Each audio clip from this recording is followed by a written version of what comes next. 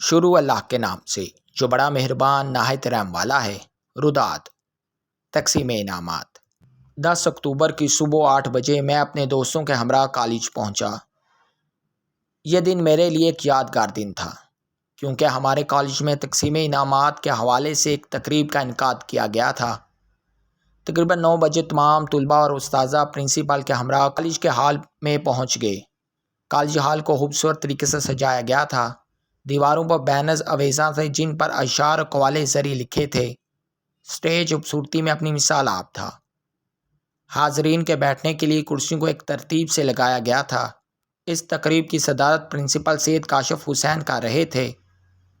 مہمان خصوصی کے طور پر ملک کے نامور ادیب جناب پروفیسر علی رضا کو بلایا گیا تھا۔ تقریب کا آغاز 11ویں جماعت کے طالب علم حافظ ندیم نے تلاوت قرآن پاک سے کیا۔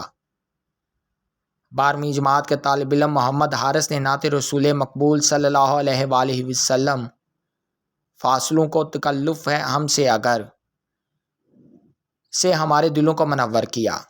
پھر پرنسپل اسٹیج پہ آئے اور کالج کے تعلیمی معیار اور ہر سال کی طرح اس سال بھی آنے والے شاندار رزلٹ پر گفتگو کی اور پوزیشن لینے والے طلباء کو مبارکباد دی۔ اس کے بعد مہمان خصوصی کو انعامات کی تقسیم کے لیے اسٹیج پہ بلایا گیا۔ طلباء نے تالیوں سے ان کا استقبال کیا۔ آپ نے طلباء سے مخاطب ہو کر کہا کہ طلباء کسی بھی قوم کا قیمتی سرمایہ ہوتے ہیں، لہٰذا طلباء کو اپنی صلاحیتوں اور قابلیتوں کو ملک و قوم کی تعمیر و ترقی میں صرف کرنا چاہیے۔